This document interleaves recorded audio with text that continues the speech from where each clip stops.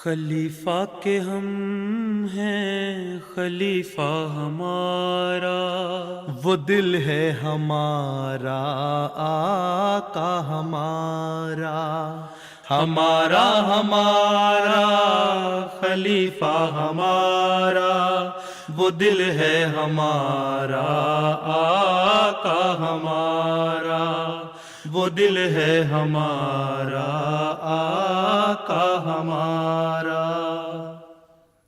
Assalamu alaikum and welcome to This Week with Huzoor. We are honoured to present highlights of two virtual mulaqats held with Khuddam and Atfal from the USA. In addition, beloved Huzoor also gave the concluding address at the IAAE Annual Symposium. We begin with Saturday's event, where Hazrat Khalifatul Masih Ayyadahullah Ta'ala binasrihil Aziz met with members of Majlis Atfal Ahmadiyya from the USA. Last weekend, Khuddam and Atfal from the United States gathered at the Batul Hamid Mosque in Los Angeles and were blessed with two virtual mulaqats with Hazrat Khalifatul Masih V, may Allah be his helper. In addition, Huzoor delivered the concluding address at the annual symposium of the International Association of Ahmadi Architects and Engineers. On Saturday, members of Majlis Atfalul Ahmadiyya USA had the opportunity to meet Huzoor, and following a short formal session, the Atfal were able to ask a range of questions. Assalamu alaikum, Huzoor. Wa alaikum salam. Can I see your face? My question is that sometimes elders say that the prayers of children are more easily accepted. Could beloved Huzoor help us understand this better? You see, because children are innocent.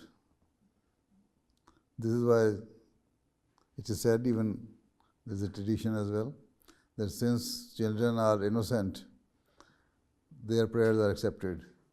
And the grown-up people, those who have committed so many sins, or they are not paying full attention to their prayers, they are involved in worldly activities, and they do not do justice with their duties towards their Creator, Allah Ta'ala, then it means only they are going to pray when they are in need of something. But in the case of children,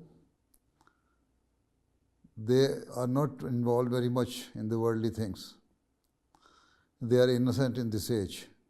So when they pray, that Allah Ta'ala accepts their prayer because of their innocence, because it is coming out from their heart. So Allah loves the innocent people. If grown-up people, elderly people, those who are very pious are innocent, Allah Ta'ala also accepts their prayer. But most of the cases we see in today's world that people are involved in worldly things, whereas young children do not know much about the worldly things, and they are innocent. They have not committed sins. This is why Allah Ta'ala accepts their prayers. Okay?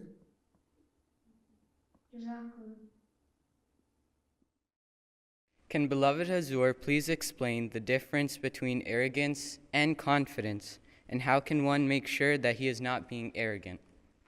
What is arrogance? You know what is arrogance? A part of arrogance I feel is being overconfident in certain Not overconfidence. That when you think that whatever you are saying is correct and whatever other people are saying is wrong. It is not wrong to think that you are right, but it is wrong to behave in a way that shows that you cannot tolerate the opposition. And you start quarreling with them, arguing with them in a manner which is not appropriate. And always think that you are always right. That is arrogance. Whereas the confidence is that whenever you are talking, you talk with substantial proofs. So if you think whatever you are saying, you have the argument for it, then you can give your arguments. And if other person accepts your arguments, well and good, but you know that you are well aware of this subject and you are confident that whatever you are talking, you have proof to prove it. That is your confidence. But if you debate with somebody and your argument is refuted or people refuse to accept you, then you become angry and start fighting with them. That is arrogance. So this is the difference. You should have confidence, and for confidence you will have to increase your knowledge. But sometimes arrogant people do not have knowledge, despite that they think they are right. So those who are confident, they have the knowledge to support their argument. And whether somebody accepts your argument or not, you know that you are well aware of this subject. And so instead of fighting or quarreling or arguing with them, you just stop, okay, whatever you are saying, I accept. Even Hazrat Masih Maud has quoted that there used to be one king, there is this narration. And he used to write the Holy Quran with his hand. One time, a scholar came to meet him, and he saw the written words of the Holy Quran, which were written by the king. The scholar said that you did not write this word correctly. The king just encircled that word. And when that so-called scholar left, the king just erased that circle. The people sitting with him asked that, why did you encircle the word and now you have erased it? The king said, I wrote it correctly. I was right. But since this so-called scholar thought that he is right, so instead of arguing with him, I just encircled the word so that he is satisfied that I have marked it. Instead of arguing it wrongly, he did not show arrogance. See, he showed the height of humility. Despite being king, he did not argue, and this is confidence and also shows that how we can avoid arrogance. Jazakallah, Huzoor. Assalamu alaikum, beloved Huzoor. Wa alaikum salam. My question is, how can we be happier? How old are you? 9. 9? You should always be contented. Always think that Allah Ta'ala has blessed you with so many things. Allah Ta'ala has given you good health, has given you good physique, has given you beautiful face, your eyesight is good. Allah Ta'ala has given you ears with which you can hear everything. Allah Ta'ala has given you mouth and tongue with which you can speak good things. And thank Allah Ta'ala all the time. And He has provided you all the facilities. He has given you the opportunity to go to school and educate yourself. He has given you good parents and good siblings. Then it makes you happy. Do you have brothers and sisters? Yeah, I have 2 younger brothers. Acha. Even if they do not behave well with you, even then, always be happy. And thank Allah Ta'ala that has given you so many things. You see, there are quite a number of people in this world, even their basic rights are being deprived. They do not get enough food to survive. they do not have the opportunity to go to school. Sometimes they drink dirty pond water, whereas you are drinking bottled water or clean water from your tap. So, if you think that how Allah Ta'ala has blessed you with so many things, so we'll be happy. And if you are thankful to Allah Ta'ala, Allah Ta'ala will always keep you happy. Okay? Always see those people who are deprived of all these facilities, whereas you have got all these things. You see, this is why there is a tradition of the Holy Prophet ﷺ. He said that when it's a matter of religion, of piety, of good things, then always see those people who are better than you. When it is a matter of worldly things, then always see those who are below you, those who have less facilities than you. Then it will make you thankful to Allah Ta'ala and you will be happy. ठीक? हाँ जी sir साहब. Beloved Huzoor, please keep us in your prayers. Allah Ta'ala bless you all. Make you strong and staunch, inshallah Ta'ala. Okay then. Allah Hafiz. Assalamu alaikum wa rahmatullahi wa barakatuh. Wa alaikum salam wa rahmatullah.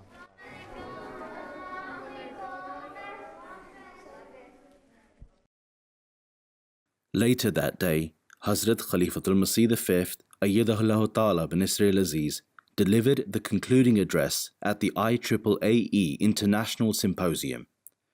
During his address, Huzoor warned of the far-reaching and devastating consequences if the situation in Ukraine escalated. Huzoor stated that if a world war were to erupt, it would be the duty of Ahmadi Muslims to seek to rebuild society. Where we must pray that the world's leaders see sense and de-escalate before it is too late. We must also stand ready to play a leading role in rebuilding society if, God forbid, such horrific circumstances ever come to pass.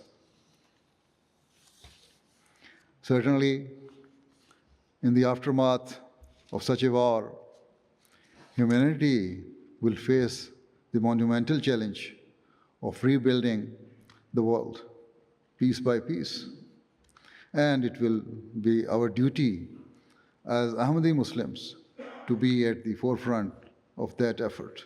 If, God forbid, the world's political powers remain bent on forcing the world into a blazing fire of warfare and destruction, it will be our task as Ahmadi Muslims to be there to pick up the pieces and to apply cooling balm upon the scorching wounds of mankind and society.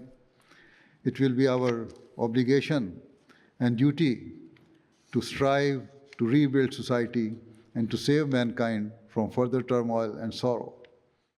The following day, members of Majlis Khudam al-Ahmadiyya USA also had the chance to meet Huzoor and to ask questions. My question is, how can a Qadim who struggles with the clash of the Western culture he was born into and the Eastern culture of his parents solidify his identity as the product of both and continue to be a good Ahmadi Muslim?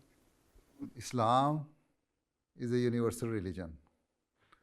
And then if Islam claims that it is a universal religion, then there should not be any question of culture there. People of different cultures will join Islam,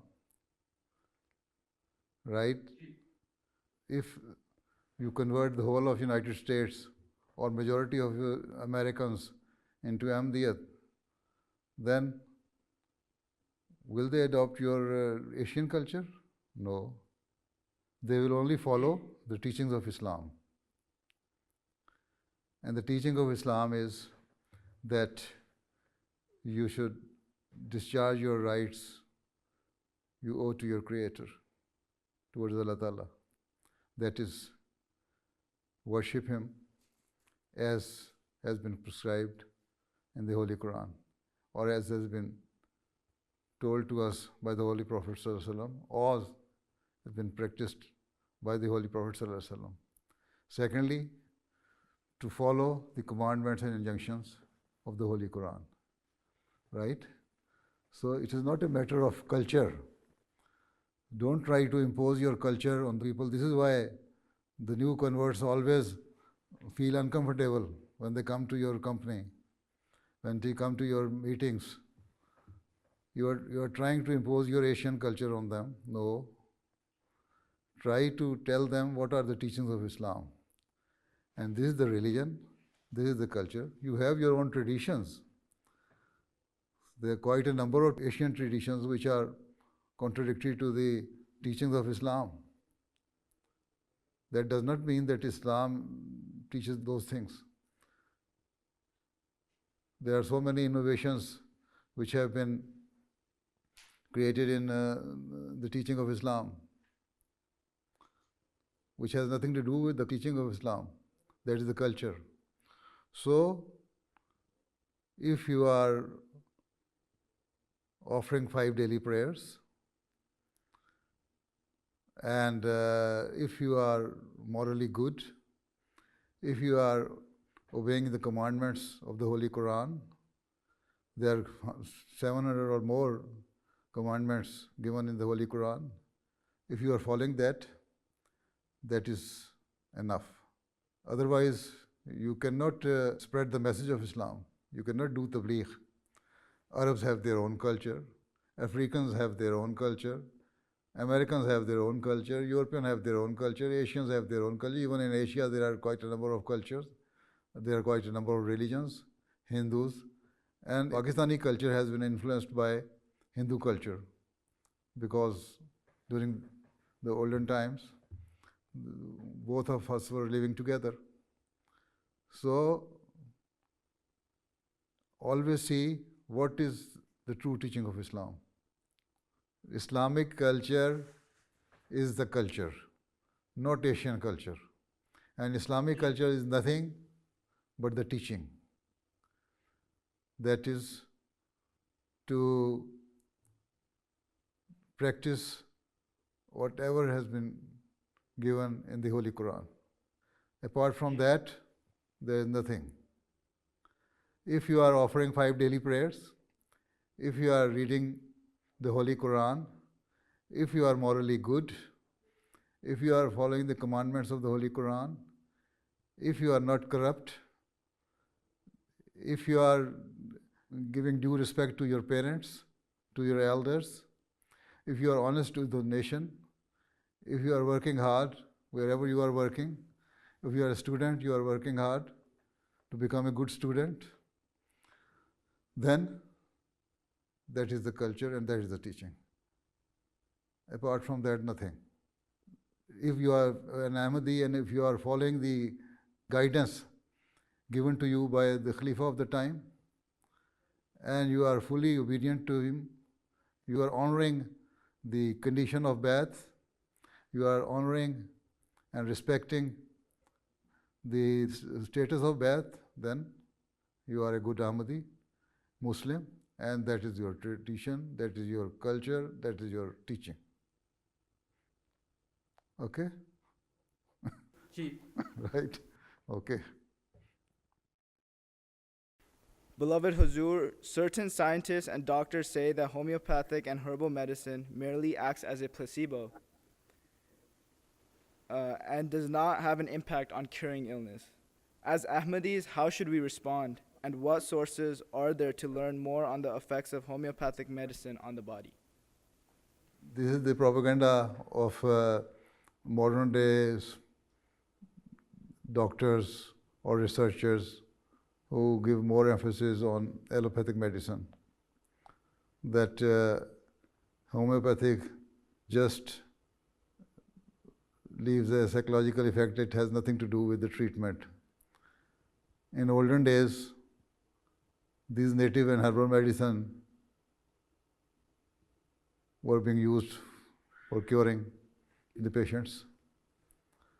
And there were quite good and promising results of those treatments. Even in homeopathic, I have seen on myself, I'm just indifferent with regards to the medicine. I did not believe that it has a miraculous effect on me, or it can leave any miraculous effect on me. I just take it as a medicine, and my ailment is cured. It is wrong to say that there is no research. There are quite a number of doctors and researchers in homeopathic in France and Germany who are doing research on it. And even in India, they are introducing new medicines. So we don't know which of the medicine is good for us. If you believe that the healer is Allah Ta'ala, then Allah Ta'ala can heal with any of the medicine. And we don't know which of them is good.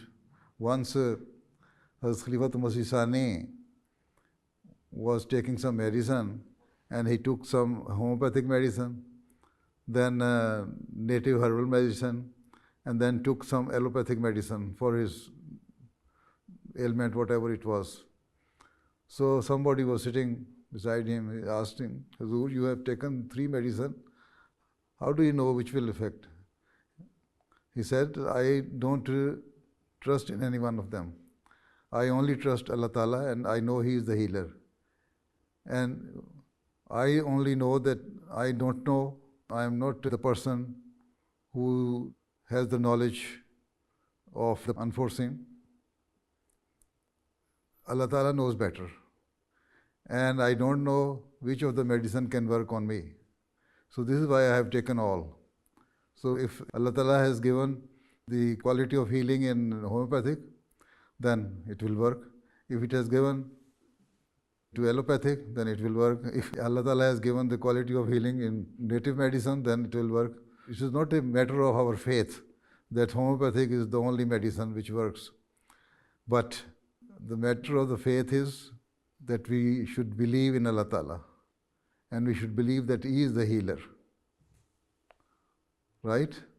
Even there are quite a number of patients, those who are getting medical treatment from the doctors in the hospitals, and they write to me that if there is any homeopathic medicine, and with the consultation of our doctors, I then do send them medicine, and sometime it works. Sometime doctors say that according to our treatment, this ailment should have taken a longer period, but it has been cured within short time, and that is a miracle.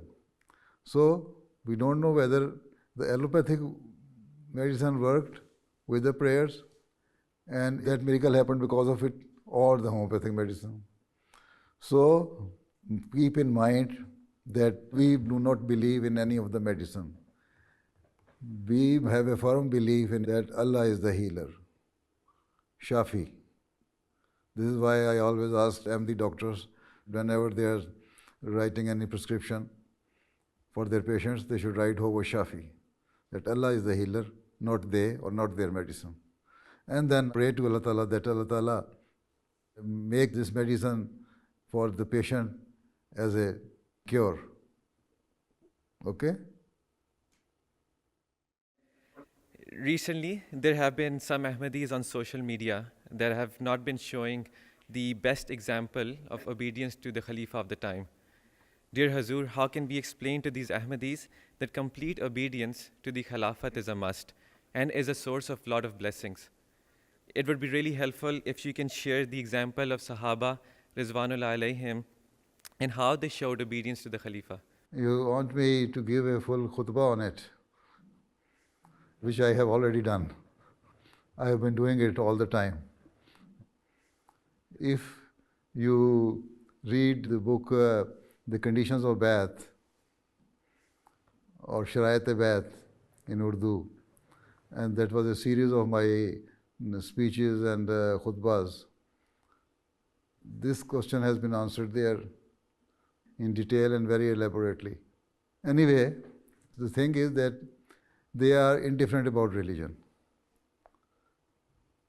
If you do some detailed research, you would see that most of them do not offer 5 daily prayers, not even Friday prayers. They do not discharge their duties they owe to Allah Ta'ala. So those who are not discharging their duties towards Allah Ta'ala, how can they be obedient to the Khilafat? Right? And there are some among them even who offer their prayers, but their understanding is not good with regards to the religion and obedience. You always say in your pledge of Khudam al-Ahmadiyya, even the condition of the Bai'at, that you will obey the maroof decisions of the Khalifa Waqt. And they say that Khalifa Waqt can also take the decisions which are not maroof. But they are wrong in this. So, do they have any list of maroof and not maroof? That this is right and this is wrong? Hazrat Khalifatul Masih Awwal has said that this word has been used for the Holy Prophet ﷺ in the Holy Quran. That I will obey the Holy Prophet ﷺ in his maroof decisions. So Khalifa Awwal said that have they made any list of maroof and not maroof decisions of the Holy Prophet ﷺ? So he said that the meaning is that whatever Allah has commanded, they will follow that one.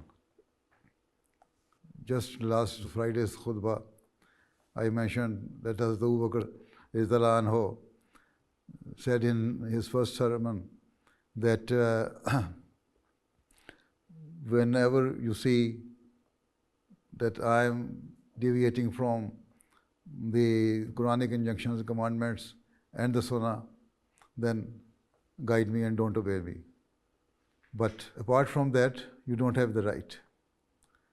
So that means Khalifa of the time always guides you according to the teaching of the Holy Quran, commandments given in the Holy Quran, and the Sunnah.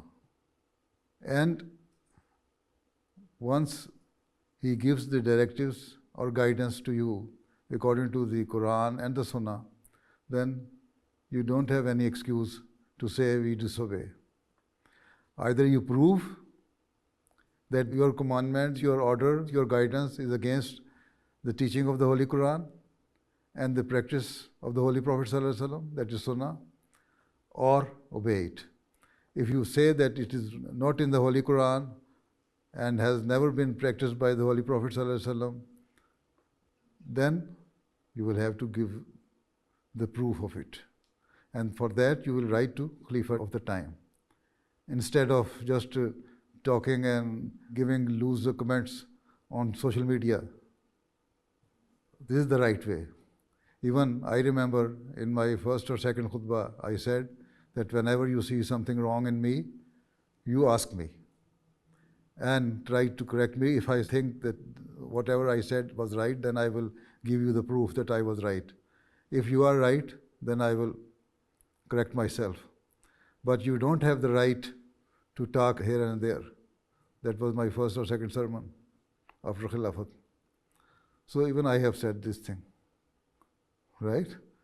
So, maroof means anything which is according to the Quran. There is a narration, the hadith, that once a group of Sahaba was sent for an expedition, and on the way they lit the fire there. The commander of that group said that jump into that fire.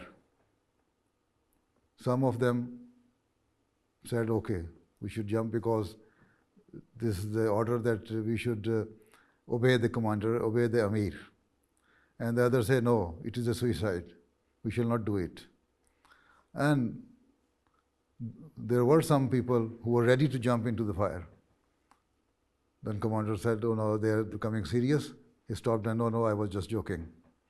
when they came back and narrated this story to the Holy Prophet ﷺ, the Holy Prophet ﷺ said that if you had done that, you had done wrong.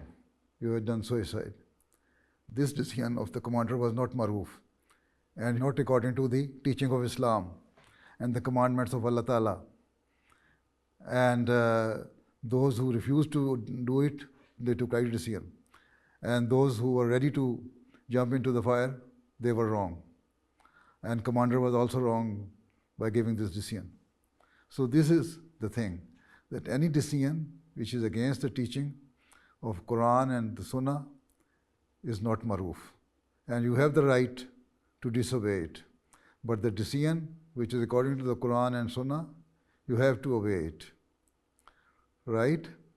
But if you say that this decision is not good and this is not right, then you write to the Khalifa of the time. Ask him, why you are giving this decision? Why you are asking us to obey this order or guidance, whereas it is wrong, it is against the teaching of Quran and Sunnah. Then Khalifa of the time will ask them, either he will prove that his guidance was right, or he will admit that, okay, you are right, so, and then he will take the decision back. But you have no right to spread and mislead the people on social media. Okay? ठीक है? Huzoor, my question is, some Atfal and Qadam become detached from the Jamaat because their parents do not bring them to the mosque. Once this has happened, it is very difficult to build a relationship with these Atfal and Qadam. What guidance does beloved Huzoor have for this issue? If they have become detached from the Jamaat because of their parents, then there should be combined and consolidated effort by this Jamaat system, Ansarullah and Khudamul Ahmadiyya, to do the tarbiyat of those parents or elders. They should try to remove the grievances they have, because parents are normally detached from the Jamaat because of their personal grievances with the office bearers. If office bearers are good, they will also change. So this is the duty of office bearers, that they should remove the doubts and grievances they have in their minds. Once they are reformed, then children will also be reformed. But at the same time, Khudamul Ahmadiyya and Fadl Ahmadiyya should make a plan that they should have personal attachment or friendship with those Atfal and Khudam.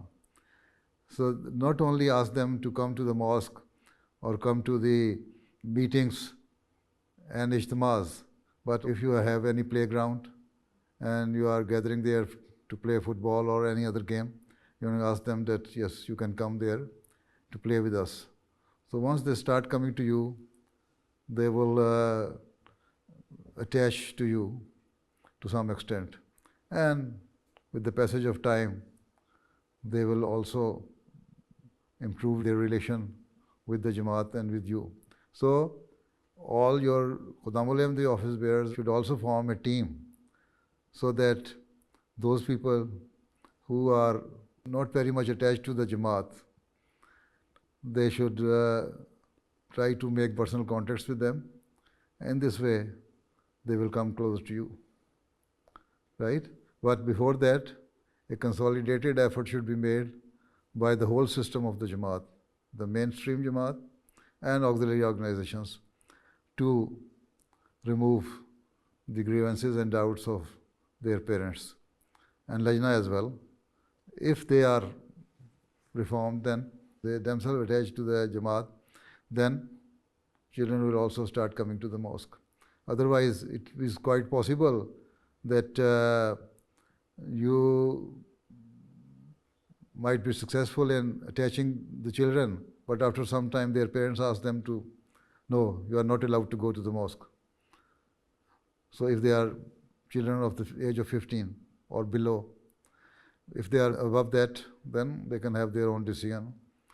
But as I have said, that we have to reform the whole family. And for that, we have to make some concerted effort. Right? Assalamu alaikum.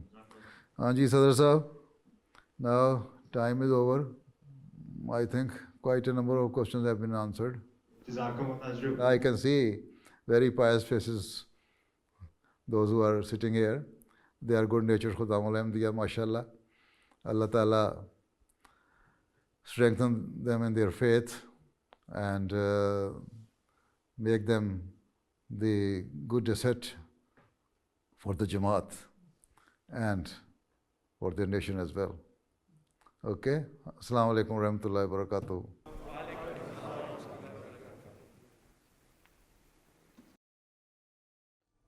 Those were highlights from just some of beloved Huzoor's activities last weekend.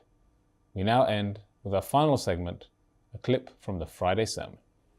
In today's Friday sermon, Huzoor, may Allah be his helper, continued his series of sermons on Hazrat Abu Bakr Radhiyallahu Ta'ala Anhu. Towards the end, Huzoor, may Allah be his helper, asked for continuous prayers concerning the current situation of war. आज फिर मैं दुनिया के मौजूदा हालात हैं उस बारे में कहना चाहता हूँ. दुआ करें अल्लाह ताला दोनों तरफ की हुकूमतों को अकल दे, समझ दे और इंसानियत का खून करने से लोग बाज आ जाएं. साथ ही ये जंग जो है हमें मुसलमानों को भी सबक लेना चाहिए कि किस तरह ये लोग एक हो गए हैं, लेकिन मुसलमान बावजूद एक कलमा पढ़ने के कभी एक नहीं होते. एक मुल्क तबाह किया, इराक़ तबाह करवाया, सीरिया तबाह कराया, यमन को तबाही हो रही है और गैरों से करवाते हैं और ख़ुद भी कर रहे हैं. वजह इसके कि एक हों. कम से कम ये इकाई का सबक ही इन लोगों से सीख लें ये मुसलमान. अल्लाह ताला मुस्लिम कौम पे भी रहम करे, मुसलमानों पे भी रहम करे, उम्मत मुस्लिमा पर रहम करे. और ये उसी सूरत में हो सकता है जब ये लोग ज़माने के इमाम को मानने वाले भी हों और जो इसी मकसद के लिए अल्लाह ताला ने इस ज़माने में भेजा है.